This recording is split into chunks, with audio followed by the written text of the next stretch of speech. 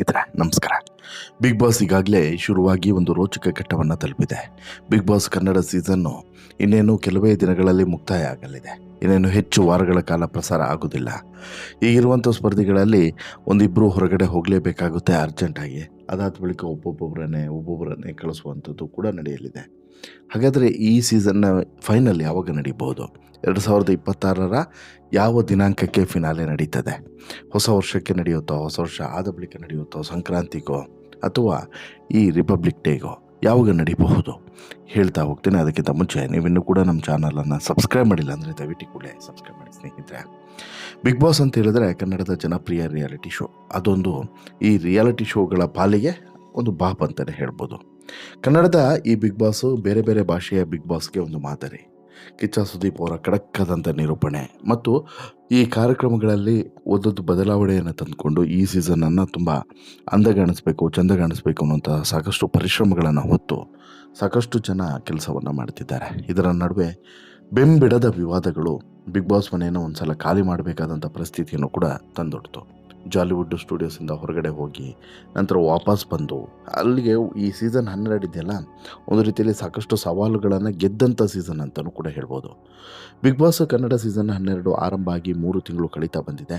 ಅದರ ಜೊತೆಗೆ ಫಿನಾಲೆಗೂ ಕೂಡ ದಿನಗಣನೆ ಶುರುವಾಗಿದೆ. ಈ ಫಿನಾಲೆಗಾಗಿ ಫ್ಯಾನ್ಸ್ ಕಾಯ್ತಾ ಕೂತಿದ್ದಾರೆ. ಈ ಬಾರಿ ಯಾರು ಕಪ್ ಗೆಲ್ತಾರೆ ಅನ್ನುವಂಥ ಕುತೂಹಲ ಸಹಜವಾಗಿ ಎಲ್ಲರಲ್ಲೂ ಕೂಡ ಇದೆ. ಈಗ ಫಿನಾಲೆ ಬಗ್ಗೆ ಸುದೀಪ್ ಅವರು ವೀಕೆಂಡ್ನಲ್ಲಿ ಮಾಹಿತಿಯನ್ನು ಕೂಡ ಕೊಟ್ಟಿದ್ದಾರೆ. ಅವರು ಈ ಬಗ್ಗೆ ವಿವರ ನೀಡೋದಕ್ಕೂ ಒಂದು ಕಾರಣ ಇದೆ. ಹಾಗಾದರೆ ಅದು ಏನು, ಅದರ ಬಗ್ಗೆ ಡೀಟೇಲ್ಸನ್ನು ಕೊಡ್ತಾ ಹೋಗ್ತೀನಿ, ನೋಡೋಣ ಬನ್ನಿ. ಬಿಗ್ ಬಾಸ್ ಆರಂಭ ಆಗಿದ್ದು ಸೆಪ್ಟೆಂಬರ್ 28ರಂದು. ಆರಂಭ ಆದ ಬಳಿಕ ನಿಧಾನಕ್ಕೆ ಸಾಕಷ್ಟು ವಿಘ್ನಗಳು ಕೂಡ ಈ ಬಿಗ್ ಬಾಸ್ನ ಹಿಂದೆಯೇ ಬರೋದಕ್ಕೆ ಶುರುವಾಯಿತು. ಕಲರ್ಸ್ ಕನ್ನಡ ಹಾಗೂ ಜಿಯೋ ಹಾಟ್ ಸ್ಟಾರ್ನಲ್ಲಿ ಈ ಶೋ ಪ್ರಸಾರ ಆಗೋದಕ್ಕೆ ಆರಂಭ ಆಯಿತು. ಪ್ರತಿದಿನ ರಾತ್ರಿ 9:30ಕ್ಕೆ ಬಿಗ್ ಬಾಸ್ ಕಾರ್ಯಕ್ರಮ ಪ್ರಸಾರ ಆಗ್ತಿದೆ. ವೀಕೆಂಡ್ನಲ್ಲಿ ಮಾತ್ರ 9 ಗಂಟೆಗೆ ಪ್ರಸಾರ ಆಗ್ತಿದೆ. ಈ ಬಾರಿ ಅಕ್ಟೋಬರ್ 8ರಂದು ಶೋ ಸಸ್ಪೆಂಡ್ ಆಗಿತ್ತು. ಈ ಶೋ ನಡೀತಿರುವಂಥ ಜಾಲಿವುಡ್ ಸ್ಟುಡಿಯೋಸ್ಗೆ ಅದರದೇ ಆದಂಥ ತೊಂದರೆಯ ಕಾರಣಕ್ಕೋಸ್ಕರ ಬೀಗ ಹಾಕುವಂಥ ಪರಿಸ್ಥಿತಿ ನಿರ್ಮಾಣ ಆಯಿತು. ಪರಿಣಾಮ ಎಲ್ಲ ಸ್ಪರ್ಧಿಗಳು ಕೂಡ ಹೊರಗಡೆ ಬರುವಂಥ ಪರಿಸ್ಥಿತಿ ನಿರ್ಮಾಣ ಆಯಿತು. ಅಕ್ಟೋಬರ್ 9ರಂದು ಮತ್ತೆ ಶೋ ಆರಂಭ ಆಯಿತು. ಅದಾದ ಬಳಿಕ ಈ ಬಾರಿ ಸಾಕಷ್ಟು ವಿವಾದಗಳನ್ನು ಈ ಶೋ ಒಂದು ರೀತಿಯಲ್ಲಿ ಹೊತ್ತುಕೊಂಡು ಸಾಗ್ತಾ ಇದೆ ಅನ್ನೋದು ಕೂಡ ಸತ್ಯ. ಈ ಬಾರಿ ಶೋನಲ್ಲಿ 24 ಜನರನ್ನು ಆರಂಭದಿಂದ ಇಲ್ಲಿವರೆಗೆ ಕರೆತರಲಾಗಿದೆ. ಇದರ ಪೈಕಿ ಕೆಲವರು ವೈಲ್ಡ್ ಕಾರ್ಡ್ ಸ್ಪರ್ಧಿಗಳು, ಇನ್ನೂ ಕೆಲವರು ಆರಂಭದಲ್ಲೇ ಬಂದಂಥವರು. ಸದ್ಯಕ್ಕೆ ಧ್ರುವಂತು ರಕ್ಷಿತಾ ಅವರನ್ನು ಸೀಕ್ರೆಟ್ ರೂಮ್ನಲ್ಲಿ ಇಡಲಾಗಿದೆ. ಅವರನ್ನು ಬಿಟ್ಟು 11 ಜನ ಉಳ್ಕೊಂಡಿದ್ದಾರೆ. ಇನ್ನು ಕೆಲವೇ ವಾರಗಳಲ್ಲಿ ಫಿನಾಲೆಯೂ ಕೂಡ ನಡೆಯಲಿದೆ ಅಂತ ಹೇಳ್ಬಿಟ್ಟು ಸುದೀಪ್ ಹೇಳ್ಕೊಂಡಿದ್ದಾರೆ. ಕೆಲವೇ ವಾರದಲ್ಲಿ ಫಿನಾಲೆ ಬರ್ತದೆ, ಹೀಗಾಗಿ ಓವರ್ ಕಾನ್ಫಿಡೆನ್ಸ್ ಬೇಡ, ಅದೇ ರೀತಿ ಎಲ್ಲರನ್ನೂ ಕೂಡ ಹಗುರವಾಗಿ ತೆಗೆದುಕೊಳ್ಳೋದು ಕೂಡ ಬೇಡ ಅಂತಲೂ ಕೂಡ ಸುದೀಪ್ ಹೇಳಿದ್ದಾರೆ. ಕೆಲವು ವರದಿಗಳ ಪ್ರಕಾರ ಜನವರಿ 17 ಮತ್ತು 18ರಂದು ಫಿನಾಲೆ ನಡೆಯಲಿದೆ ಎನ್ನುವಂಥ ಮಾಹಿತಿಯೂ ಕೂಡ ಇದೆ. ಕಳೆದ 2 ಸೀಸನ್ನಿಂದ ಫಿನಾಲೆಯಲ್ಲಿ 6 ಜನರನ್ನು ಕೂರಿಸ್ಕೊಳ್ತಾರೆ. ಇದು ಈ ಬಾರಿಯೂ ಕೂಡ ಮುಂದುವರಿಯುವಂಥ ಸಾಧ್ಯತೆ ಇದೆ. ಫಿನಾಲೆ ವಾರಕ್ಕೂ ಹಿಂದಿನ ವಾರ ಮಿಡಲ್ ವೀಕ್ ಎಲಿಮಿನೇಷನನ್ನು ನಡೆಸುವಂಥ ಚಾನ್ಸಸ್ ಇದೆ. ಸ್ಪರ್ಧಿಗಳ ಸಂಖ್ಯೆ ಹೆಚ್ಚಾಗಿರೋದರಿಂದ ಡಬಲ್ ಎಲಿಮಿನೇಷನ್ ಕೂಡ ಇರಲಿದೆ ಅನ್ನುವಂಥ ಮಾಹಿತಿ ಇದೆ. ಅದು ಯಾವ ವಾರ ನಡೀತದೆ ಅನ್ನುವಂಥದ್ದು ಸದ್ಯಕ್ಕಿರುವಂಥ ಕುತೂಹಲ ಒಂದು. ಎರಡನೇದು, ನಿರಂತರವಾಗಿ ಇಲ್ಲಿ ಕೆಲವೊಂದಷ್ಟು ಬದಲಾವಣೆಗಳನ್ನು ತರಲಾಗ್ತಿದೆ. ಯಾವುದು ಬಿಗ್ ಬಾಸ್ ಕಾರ್ಯಕ್ರಮದಲ್ಲಿ ಸಾಕಷ್ಟು ಬದಲಾವಣೆಯನ್ನು ಮತ್ತು ಸ್ವಲ್ಪ ಹೈಟೆಕ್ಕು ಈ ರೀತಿಯೂ ಕೂಡ ಮಾಡಬೇಕಾಗುತ್ತೆ. ಅದಕ್ಕೂ ಕೂಡ ಕೈ ಹಾಕಿದರೆ ಬಹುಶಃ ಒಳ್ಳೆಯದಾಗ್ತದೆ. ಯಾಕಂತ ಹೇಳಿದ್ರೆ ಈ ಬಿಗ್ ಬಾಸ್ ಅನ್ನುವಂಥದ್ದು ಭಾರಿ ಕುತೂಹಲವನ್ನು ಕೆರಳಿಸಿರುವಂಥ ಶೋ.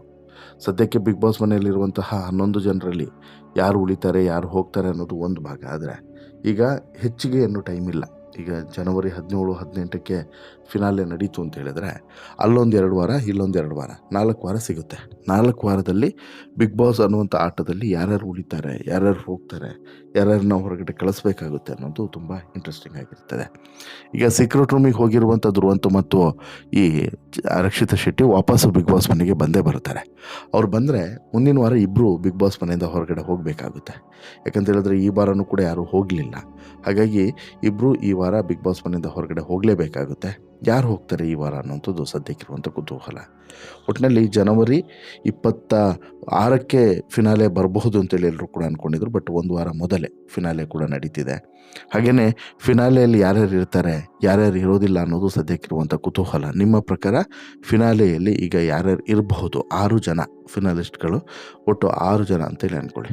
6 ಜನರಲ್ಲಿ ಯಾರ್ಯಾರು ಇರಬಹುದು ಅಂತೇಳಿ ಇವತ್ತೇ ನಿಮ್ಮ ಗೆಸ್ಸನ್ನು ಕಮೆಂಟ್ ಮಾಡಿ ತಿಳಿಸಿ ಅಂತೇಳಿ ಹೇಳ್ತಾ, ನಿಮ್ಮ ಅಭಿಪ್ರಾಯಕ್ಕಾಗಿ ಕಾಯ್ತಾ ಇರ್ತೀವಿ. ಜೊತೆಗೆ ಈ ಸ್ಟೋರಿ ಇಷ್ಟ ಆಯಿತು ಅಂತ ಹೇಳಿದ್ರೆ ಲೈಕ್ ಮಾಡಿ, ಶೇರ್ ಮಾಡಿ, ಚಾನಲ್ಗೆ ಸಬ್ಸ್ಕ್ರೈಬ್ ಆಗೋದನ್ನು ಮರಿಬೇಡಿ. ಧನ್ಯವಾದ.